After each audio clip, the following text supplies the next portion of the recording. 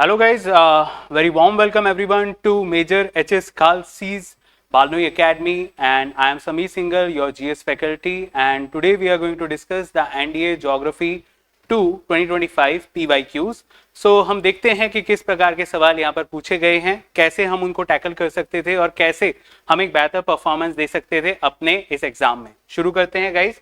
So basically यहाँ पर अगर बात करें तो पहला सवाल आप लोगों के सामने ये रहा. गाइस क्वेश्चन देखो बहुत सिंपल है. क्या कह रहा है? Which one of the following is considered to be the purest source of water. तो क्या कह रहा है कि river water, sea water, well water and rain water. अगर हम ध्यान से देखें तो इन सभी ऑप्शंस में से सबसे आसान ऑप्शन हमारे सामने ऑलरेडी है, और अगर उस पर हम जाएं तो आंसर क्या होगा? आपका आंसर होगा that will be rain water. ऐसा मैं क्यों कह पा रहा हूं? ऐसा मैं इसलिए कह रहा हूं क्योंकि रेन वाटर कैसे बनेगा? इवेपोरेशन होगा, कंडेंसेशन होगा, प्रेसिपिटेशन होगा. और आप सब जानते होंगे कि अगर हमें पानी को प्योर करना है तो बॉयल करना एक सबसे अच्छा ऑप्शन माना जाता है. बाकी तीनों कैटेगरीज में कहीं पर भी ये चीज फॉलो नहीं हो रही है. रिवर वाटर और सी वाटर को तो सिंपल सी बात है, हम कह सकते हैं कि मिनरल्स और न्यूट्रिएंट्स इतने मिल जाते हैं कि वो प्योर वाटर नहीं रहता. वेल वाटर की भी बात करें अगर तो काइंड ऑफ ग्राउंड वाटर होता है, काफी सारा जो है रिसीड करके या सीड करके जाता है जमीन में, लेकिन फिर भी यहाँ पर मिनरल्स की मात्रा ठीक ठाक मात्रा में पाई जाती है, या फिर जो बाकी के न्यूट्रिएंट्स होते हैं वो भी मिल सकते हैं. रेन वाटर में ऐसा नहीं होगा. सो सिंपल आंसर होगा रेन वाटर. नेक्स्ट क्वेश्चन अगर आप देखोगे तो एक बहुत ही अच्छा आपका क्लाइमेटोलॉजी का क्वेश्चन है. यहां पर हमें थोड़ा सा डिस्कस करना होगा कि कैसे ये क्वेश्चन हमें सॉल्व करना था. So arrange the following zones in the ascending order in terms of their latitudinal extent on the earth surface. Options हैं equatorial zone, mid latitude zone, sub arctic zone और ट्रॉपिकल जोन. ऑप्शंस आपके सामने हैं. अगर हम ध्यान से देखें इन ऑप्शंस को तो यहां पर सबसे पहली चीज जो आप उठा सकते थे दैट वुड बी आपका इक्वेटोरियल जोन. मैं ऐसा क्यों कह रहा हूं? क्योंकि इक्वेटोरियल जोन आपका कवर करेगा केवल 0 डिग्री के आसपास के एरिया को. इक्वेटोरियल जोन के बाद अगर बात करते हैं तो दूसरा आप सबसे छोटा जोन पकड़ सकते थे. कौन सा? ट्रॉपिकल. ट्रॉपिकल जोन जो होता है आप समझ के चलिए कि 10 से 23.5 तक ट्रॉपिकल जोन पाया जाता है, क्योंकि 0 से 10 तक आपका ऑलरेडी इक्वेटर के आसपास पहुंच जाता है. मिड लैटिट्यूड की बात करोगे तो मिड लैटिट्यूड आपका वो जोन होता है जो आपका टेम्परेट रीजन को कवर करता है. और अगर आप इन सब में देखो तो ये वो जोन है जो मिड लैटिट्यूड के बाद सबसे ज्यादा मिलेगा आपको, यानी फ्रिजिड जोन. सो यहां पे अगर आप देखोगे तो सही ऑप्शन जो आपका बैठेगा वो बैठेगा आपका C option 1, 4, 2 and 3. I hope ये क्वेश्चन सबको बहुत अच्छे से क्लियर होगा, और यहां पर सही आंसर इसका मार्क कीजिएगा guys. C will be the right answer. Another very important rocks and mineral से बहुत अच्छा सवाल यहाँ पे पूछा गया है. क्या क्वेश्चन है जरा हम इसको थोड़ा सा देखते हैं और इस पर बात करते हैं. अगर आप ध्यान से देखो तो consider the following statement with reference to feldspar mineral. Half of the earth crust is composed of feldspar. It has light cream to salmon pink colour. Magnesium is the common element in all types of feldspar. अब यहाँ पे पहले हमें ये जानना होगा कि ये फेल्सपार जो है क्या ये अर्थ क्रस्ट में पाया जाता है? बिल्कुल पाया जाता है, समवेयर अप्रोक्सीमेटली 50 to 60%. तो पहला वाला ऑप्शन बिल्कुल सही है. पहले वाले ऑप्शन में हमें कोई दिक्कत नहीं आनी चाहिए. अगर अर्थ क्रस्ट की बात करते हैं तो सिलिकॉन, एल्यूमिनियम के बाद अगर बात आती है तो ये आपकी काफी मात्रा में फेल्सपार वहां पे पाया जाता है. फेल्सपार का इस्तेमाल डिटर्जेंट, सोप मेकिंग, बहुत सी चीजों में अन्य प्रकार से किया जाता है. इसका जो कलर होता है वो लाइट क्रीम से सैल्मन पिंक होता है. अगर बेसिक चीज हम केवल फेल्सपार के बारे में पढ़ते हैं तो सबसे पहला पॉइंट वो यही आता है कि it is found in light cream और सैल्मन पिंक कलर. तीसरी बात करते हैं मैग्नीशियम. अब मैग्नीशियम की बात करोगे तो मैग्नीशियम इसमें नहीं पाया जाता, बल्कि इसकी जगह पे पोटेशियम की मात्रा इसमें थोड़ी ज्यादा होती है. तो यहां पर पहला और दूसरा ऑप्शन ही करेक्ट है. तो सही आंसर आपका क्या हो जाएगा दोस्तों? B option will be the correct answer. B आप इसमें मार्क कीजिएगा. आई होप ये वाला क्वेश्चन सभी बच्चों ने यहाँ पे किया होगा और सभी बच्चों ने इस क्वेश्चन को सही प्रकार से सॉल्व किया होगा. थोड़ा सा मॉडरेट क्वेश्चन ये मैं कह सकता हूं था. Okay, another very important and moderate question once again. एक अच्छा क्वेश्चन है, मैं इसको सिंपल कतई नहीं कहूंगा. क्यों? क्योंकि यहाँ पे पूछा गया है कि सेडिमेंट्री रॉक्स का फॉर्मेशन किस प्रकार से हुआ है. तो अगर आप देखोगे तो यहाँ पे जो सेडिमेंट्री रॉक्स हैं उनके प्रोसेस को दिया गया है और सेडिमेंट्री रॉक्स को दिया गया है. तो देखते हैं. सबसे पहले है शेड. शेड को केमिकली फॉर्म बताया गया है, गैसराइट को ऑर्गेनिकली फॉर्म और शेल को बताया गया है मैकेनिकली फॉर्म।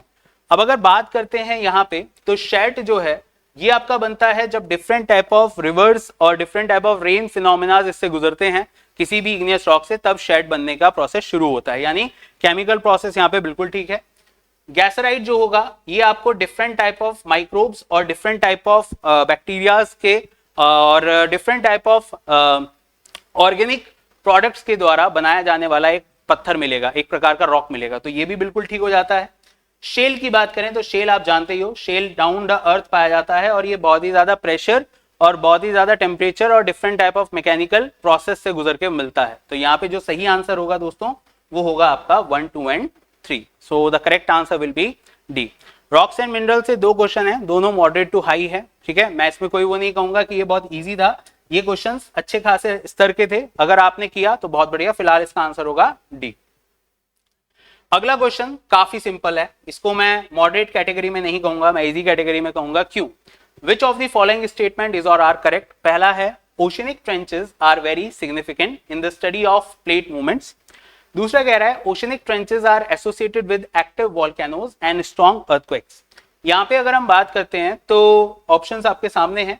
सबसे पहली चीज, ओशनिक ट्रेंचेस जो हैं, ओशनिक ट्रेंचेस कहाँ पे बनते हैं? जहाँ पे कन्वर्जेंस होता है ना, सबडक्शन होता है एक प्लेट का। अब यहाँ पे जब ओशनिक ट्रेंचेस बनेंगे तो ऑब्वियसली बात है कि प्लेट मूवमेंट तो उसका एक इंपॉर्टेंट पार्ट बन जाता है ओशनिक ट्रेंचेस।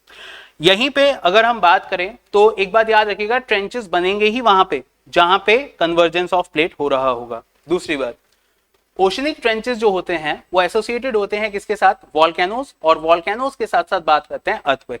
ऑब्वियसली बात है जहां पे आपके ट्रेंचेस होंगे वहां पे वॉल्केनोज और अर्थक्वेक दोनों चीजें वहां पे आप लोगों को मिलेंगी। तो इसका भी सही आंसर आपका क्या हो जाएगा दोस्तों?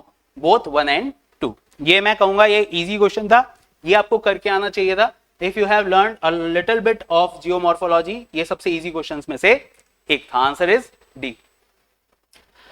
Next one, which of the following statement with reference to shadow zones in an event of an earthquake is or are correct? ठीक है, अब ध्यान से बात को समझिएगा जरा। कह रहा है कि zone between 105 degree and 145 degree from the epicenter was identified as the shadow zone for both P and S wave। अब मैं आपको एक चीज पहले इस वाले पॉइंट की क्लियर कर देता हूं।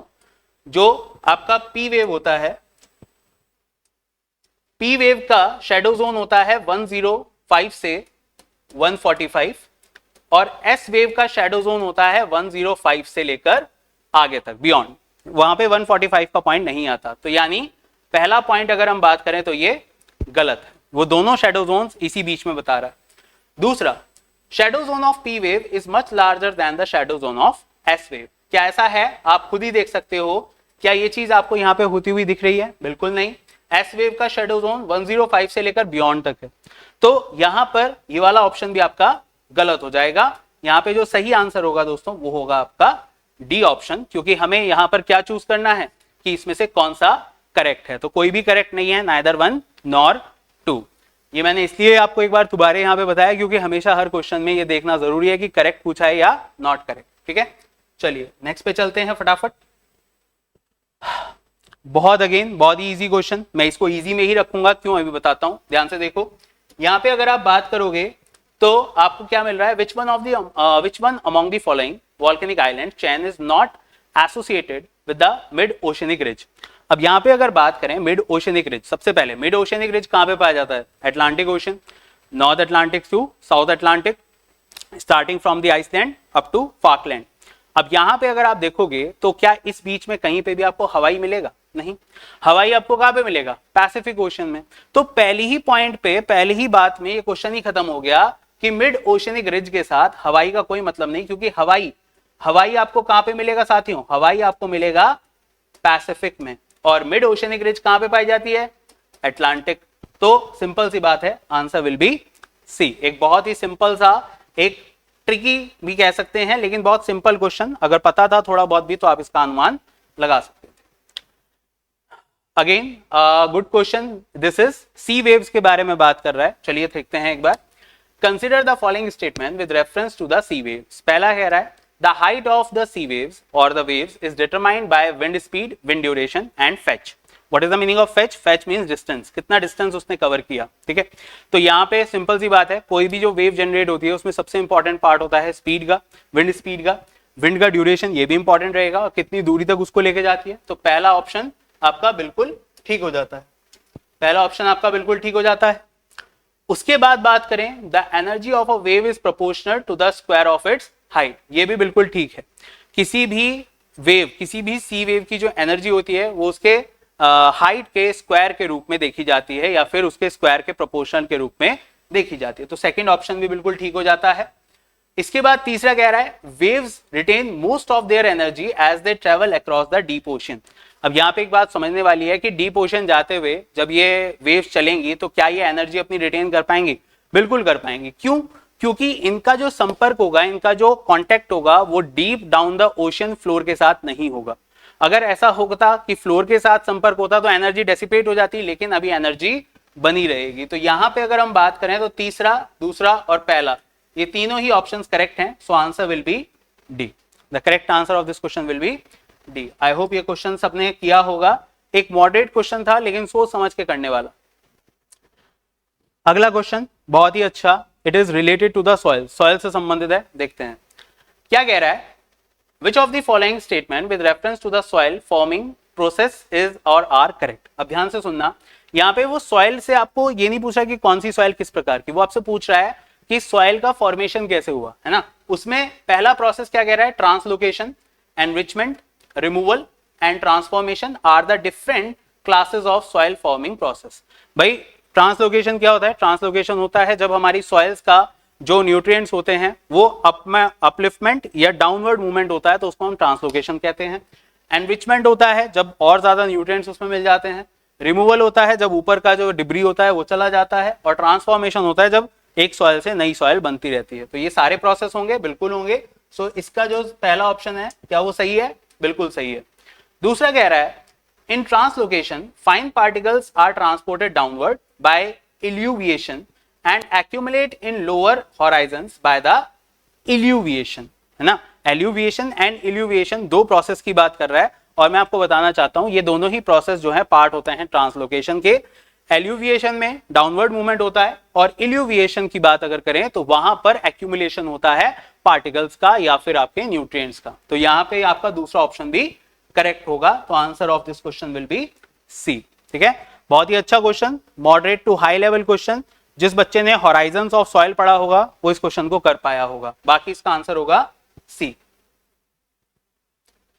आगे भाई अगला क्वेश्चन एक बहुत ही अच्छा और क्लाइमेटोलॉजी से संबंधित सवाल। क्या कह रहा है, thickness of the troposphere is greatest at the equator, the air temperature of the tropopause is highest above the poles, the temperature in troposphere decreases at the rate of 1 degree Fahrenheit. अगर आपने ध्यान दिया तो यहाँ पे इसने Fahrenheit बोला है for 1 every 165 meter of height. अब बहुत ध्यान से सुनना, पहली बात, thickness of the troposphere is greatest at the equator. क्या ये पॉइंट सही है भाई? क्या इक्वेटर के ऊपर हमारा जो ट्रोपोस्फेयर है उसका थिकनेस ज्यादा होगा? भाई इक्वेटर पे बात करें तो टेम्परेचर ज्यादा होगा, troposphere high above the ground होगा। पोल्स पे टेम्परेचर कम होता है तो थोड़ा सा बैठ जाता है, एटमॉस्फेरिक प्रेशर ज्यादा होता है। तो यहाँ पे ऑब्वियसली बात है कि जो थिकनेस होगी ट्रोपोस्फेयर की वो इक्वेटर पे ज्यादा होगी। बिल्कुल सही बात। दूसरा कह रहा है the air temperature of the tropopause is highest above the poles. क्या पोल्स पर ट्रोपोपॉज का टेम्परेचर हाईएस्ट होगा? नहीं, बल्कि लोएस्ट होगा, है ना। भाई पोल्स की तरफ जब आप जाओगे तो ट्रोपोपॉज पे जाते हुए रेट नॉर्मल लैप्स रेट आपका लगेगा और टेम्परेचर कम होना शुरू होगा। और पोल्स पे तो और भी टेम्परेचर ऑलरेडी कम है तो वहां तो और कम होना चाहिए। तो सेकेंड ऑप्शन इनकरेक्ट। तीसरा कह रहा है the temperature in the troposphere decreases at the rate of 1 degree Fahrenheit. Guys हर 165 मीटर पे 1 डिग्री सेल्सियस तापमान जो होता है वो आपका कम होता है। और अगर मैं और बताऊं तो हर 1 किलोमीटर पर 6.5 डिग्री सेल्सियस तापमान कम होता है। इसको आप कैलकुलेट करोगे तो 165 मीटर में 1 डिग्री सेल्सियस बैठेगा। तो ये जो ऑप्शन है ये भी आपका इनकरेक्ट है। Correct answer of this question will B only 1। ठीक है, only 1 will be the correct answer. एक अच्छा क्वेश्चन था, मेरे हिसाब से होना चाहिए था अगर थोड़ा बहुत भी आपने ट्रोपोस्फेयर के बारे में या नॉर्मल लैप्स रेट के बारे में पढ़ा होगा। Next one, which one of the following are the factor that causes variation in the amount of insolation on earth? बहुत ही इजी क्वेश्चन है। अर्थ पर इंसोलेशन जो होता है वो किन किन फैक्टर्स पर डिपेंड करता है? क्या अगर हम बात करें, क्या वो डिपेंड करेगा rotation of earth on its axis? दूसरा कह रहा है लेंथ ऑफ द डे, क्या वो लेंथ पर डिपेंड करेगा, और तीसरा कह रहा है क्या distribution of land and water on earth. भाई आप जानते हो अर्थ टिल्टेड है और रोटेट भी कर रही है, और जब टिल्टेड होती है और रोटेट करती है तो उसमें भी हम देखते हैं कि जो सन का इंसोलेशन होगा, जो सन रेज आ रही होंगी, उसका जो टाइम पीरियड होगा वो भी डिपेंड करेगा। भाई आपके जो सर्दियां होती है, सर्दियों में रातें जो होती हैं वो लंबी हो जाती हैं, लेकिन उसके साथ साथ एक और चीज उसमें कारण है ना, रोटेशन, क्योंकि दिन और रात किस पे डिपेंड कर रहा है, रोटेशन पे। तो पहला आंसर जो होगा आपका यहाँ पे अगर हम बात करें तो बिल्कुल ठीक होगा। दूसरा लेंथ ऑफ द डे, भाई अभी मैंने बोला भाई लेंथ ऑफ द डे पर क्या डिपेंड करेगा, बिल्कुल करेगा, तो ये भी सही हो जाएगा। तीसरा कह रहा है distribution of land and water on the earth. भाई आप दक्षिण सदर्न हेमिस्फीयर में आप जाते हैं तो वहां पर आपको क्या मिलेगा, what you will find particularly more ocean and less land. So in that case obviously बात है कि एल्बिडो इफेक्ट अलग अलग होगा नॉर्दर्न हेमिस्फीयर में एंड सदर्न हेमिस्फीयर में, तो इस पर भी डिपेंड करेगा, बिल्कुल करेगा। सो correct answer of this question will B D option, that is 1, 2 and 3। I hope ये पॉइंट सबको क्लियर होगा। आगे बढ़ते हैं। Next one, consider the following conditions favourable for the formation and intensification of the tropical storms. यहाँ पे अब ये बात करें स्टॉर्म्स की, कि जो स्टॉर्म्स होते हैं या फिर हम सिंपल भाषा में कहें ट्रॉपिकल साइक्लोन्स, की ट्रॉपिकल साइक्लोन जो होते हैं उन पर क्या क्या फैक्टर्स डिपेंड करते हैं, कौन कौन से फैक्टर्स पर वो डिपेंड करता है।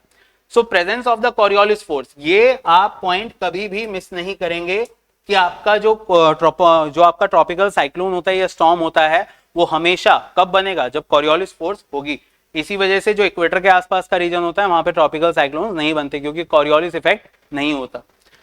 दूसरा, upper divergence above the sea level system. Upper divergence का मतलब है यहाँ पर ये जेट स्ट्रीम्स की बात कर रहा है। जब जेट स्ट्रीम्स चलती हैं upper part of the troposphere में, ट्रोपोपॉज में, तो वो मेंडरिंग करती हैं। अब मेंडरिंग करते हुए जहां पर क्रस्ट बनता है, जहां पर रिज बनती है और जहां पर ट्रफ बनता है, वहां पर दोनों जगह पे अलग अलग कंडीशंस बनती हैं। अगर रिज बना होता है तो डाइवर्जेंस की कंडीशन बनती है, जो भी नीचे से हवा आती है वो डाइवर्ज हो जाती है, जिसकी वजह से वहां पर साइक्लोनिक फॉर्मेशन के जो रीजंस हैं वो ज्यादा बन जाते हैं। अगर कहीं पे ट्रफ बना होता है तो वहां पर एंटी साइक्लोनिक कंडीशंस बनने की संभावना ज्यादा होती है। मैंने बताया कि अगर कहीं पे आपका रिज बना होगा तो डाइवर्जेंस होगा, तो वही तो बात ये कह रहा है, upper divergence above the sea level system, तो ये पॉइंट बिल्कुल ठीक है। इसके बाद क्या कह रहा है, high variation in the vertical wind speed. High variation in the vertical speed जो जा रही है, जो हवा नीचे से ऊपर जा रही है, क्या उसमें बहुत ज्यादा डिफरेंस काम कर पाएगा? नहीं, ये ऑप्शन गलत हो जाएगा, क्योंकि अगर ये हो गया तो आपका जो साइक्लोन है वो पूरी तरह से फॉर्म नहीं होगा। Answer of this question will be C. इसका सही आंसर आप क्या मार्क करेंगे? सी मार्क करेंगे, याद रखिएगा। बहुत ही इजी क्वेश्चन। अगर थोड़ा सा भी आपने ओशन करंट्स के बारे में पढ़ा था तो ये क्वेश्चन मेरे हिसाब से करना चाहिए था। क्वेश्चन क्या है, which among the following are the warm currents. अब वार्म करंट्स की अगर बात करें तो ऑस्ट्रेलिया, हम बहुत बार पढ़ते हैं कि वेस्ट ऑस्ट्रेलिया डेजर्टेड है। उसका एक कारण क्या होता है, ऑस्ट्रेलियन वेस्ट ऑस्ट्रेलियन करंट। क्यों? क्योंकि ये कैसा करंट होता है, कोल्ड करंट। कैसा करंट होता है, कोल्ड करंट की वजह से बारिश नहीं होगी और इस वजह से ये कोल्ड हो गया।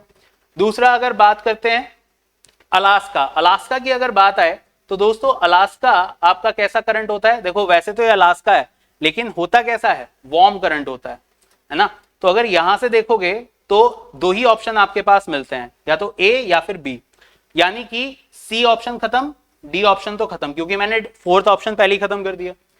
अब आते हैं एगुलस पे। एगुलस करंट आपको कहां पे मिलेगा? एगुलस करंट अगर आप जानते हो तो ये आपका अफ्रीका है, और इस अफ्रीका में यहां पर आपको एगुलस करंट आता हुआ मिलेगा, और ये एगुलस करंट कारण बनता है कीनिया वगैरह में बारिश होने का। That is why it is a warm current. ये भी कैसा है, वार्म।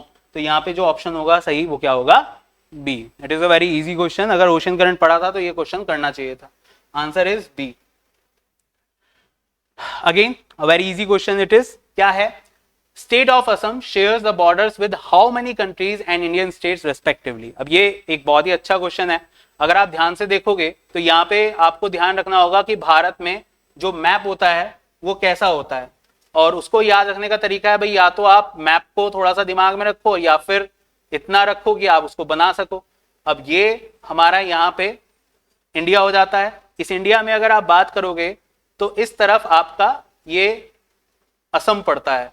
अब असम को अगर आप देखो यहाँ पे तो ये तो सिक्किम है, सिक्किम को टच करेगा, इधर वेस्ट बंगाल को टच करेगा और इधर अपने 6 स्टेट्स को टच करेगा।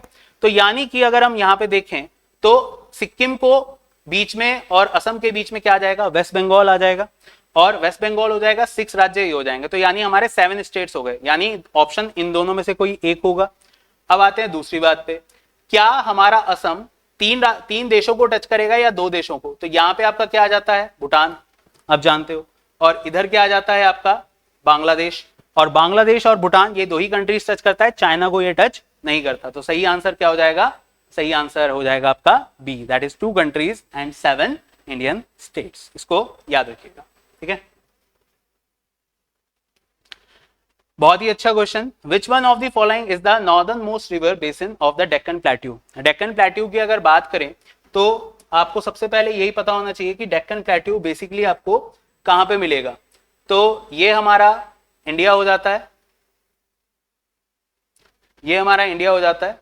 इस इंडिया में ये जो रीजन है, ये रीजन आपका डेक्कन प्लेट्यू है। यहाँ पे सतपुरा माउंटेन्स हैं और यहाँ पे विंध्यास हैं, these are Vindhyas, these are Satpuras and this is the Deccan. अब अगर आप ध्यान से देखो तो सतपुरा और विंध्या के बीच में से 2 रिवर्स आती हैं, कौन कौन सी? एक आती है नर्मदा और दूसरी आती है तापी। चंबल और माही जो हैं वो दोनों यहां ऊपर हैं, चंबल और माही यहां ऊपर है। तो अगर ध्यान से देखा जाए तो वो तो हो ही नहीं सकता, यहां पे कौन सी रिवर हो जाएगी, नर्मदा, क्योंकि तापी है, तापी से पहले नर्मदा भी है। तो आंसर क्या हो जाएगा, C option, that is the Narmada, ठीक है, इसको याद रखिएगा। Narmada is also known as Reva, है ना। Very good question this is. Laterite soil in India is rich in which of the following? जब मैंने सॉइल पढ़ाई है, मैंने हमेशा एक बात बोली है कि the soils in India lakhs in nitrogen, ठीक है, नाइट्रोजन नहीं होता, मैक्सिमम सॉइल्स जितनी भी हम यूज करते हैं उसमें नहीं होता। तो नाइट्रोजन अगर मेरे पास नहीं है, अगर सेकंड ऑप्शन में नेग्लेक्ट कर रहा हूं, तो यानी मैं यहां पर सीधी सीधी बात है, मैं इस ऑप्शन को साइड कर सकता हूं, ये गलत हो गया, बी ऑप्शन खत्म हो गया। अब बाकी बची इन सब की बात। इन सब में अगर देखा जाए तो दोस्तों लैटराइट सॉइल को ब्रिक सॉइल भी कहते हैं, ब्रिक मेकिंग सॉइल भी कहते हैं, है ना। और उसके अंदर 2 चीजें बड़ी मात्रा में होती हैं, एक iron oxide like the red soil, और दूसरा होता है पोटाश। आयरन यहाँ पे है नहीं, बाकी तीनों की मुझे जरूरत नहीं है। तो यहाँ पे सही आंसर क्या हो जाएगा, सही आंसर आपका यहाँ पे हो जाएगा डी, दैट इज 4 ओनली। अगर आयरन ऑक्साइड होता तो मैं आयरन ऑक्साइड को भी कंसीडर करता। फिलहाल आंसर होगा D.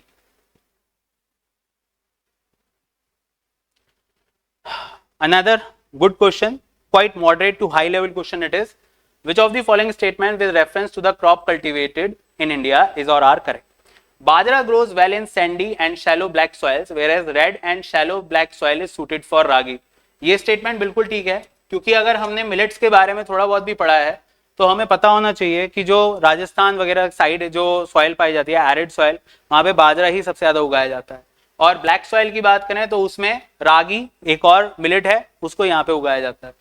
Bajra is predominantly grown in states like, जैसा मैंने कहा, Rajasthan, Uttar Pradesh, Maharashtra, while ragi is mainly cultivated in Karnataka, Tamil Nadu and Himachal.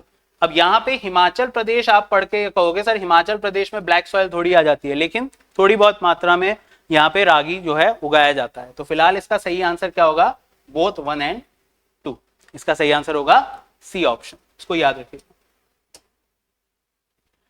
ये भी एक बहुत अच्छा क्वेश्चन, लेकिन यहाँ पे वही बात आती है कि आप समझ सकते थे, आप कनेक्ट कर सकते थे। कैसे कनेक्ट करोगे? अगर आप देखो तो यहाँ पर आपको काफी सारी जगहें दी गई हैं, जैसे आपको दिया गया है बेवार। अब बेवार जो नाम की जगह है ये आपकी पाई जाती है कहाँ पे, तो ये पाई जाती है आपके राजस्थान। राजस्थान में मिलेगा तो राजस्थान में 3 ही चीज मिलती हैं, या तो जिंक मिलेगा या सिल्वर मिलेगा, और इन दोनों के साथ साथ माइका। तो यहाँ पे आप क्या जोड़ सकते हो, बेवार के साथ आप यहाँ पे जोड़ सकते हो माइका। दूसरा बिलासपुर, बिलासपुर अगर चलते हैं तो बिलासपुर में दोस्तों याद रखिए, यहाँ पर हमें बड़ी मात्रा में जो है, यहाँ पर हमें बड़ी मात्रा में मिलेगा बॉक्साइट, और बलारी में यानी कर्नाटका के पास हमें मिलेगा आयरन ओर। तो इसका जो सही आंसर हो जाएगा that would be C option, इसका सही आंसर होगा सी। ये एक बहुत ही अच्छा क्वेश्चन था, आप इसको कर सकते थे, moderate to high level question है, लेकिन अनुमान होना चाहिए रॉक्स एंड मिनरल्स का। अगर अनुमान है तो ये क्वेश्चन किया जा सकता था। So correct answer will be सी।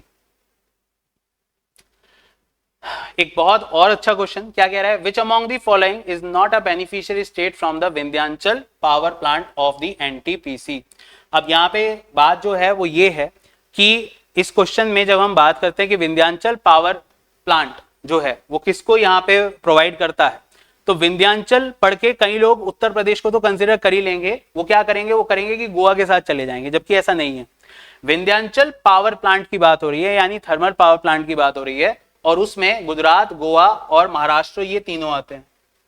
गुजरात, गोवा और महाराष्ट्र तीनों का जिक्र आता है, और ये तीनों का जिक्र आता है तो एक राज्य का जिक्र नहीं आता, that is the Uttar Pradesh. Uttar Pradesh को इससे किसी प्रकार की सुविधा नहीं मिलती है। सो correct answer will B D. Another one, एक और बहुत अच्छा question again from the economics geography, that is the thermal power plants and their location. अब यहाँ पे क्या क्या दिया गया है आप देख सकते हो, पानकी, पार्ली, विजयवाड़ा और वनकाबारी।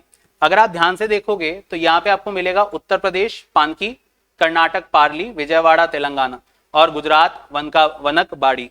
अगर इसमें से देखा जाए तो केवल एक ये वाला जो है, आई एम सॉरी, अगर इसमें देखा जाए तो इसमें केवल एक ये वाला जो है, ये वाला यहाँ पे गलत होगा, विजयवाड़ा, क्योंकि विजयवाड़ा पड़ता है आंध्र प्रदेश में, नॉट इन तेलंगाना।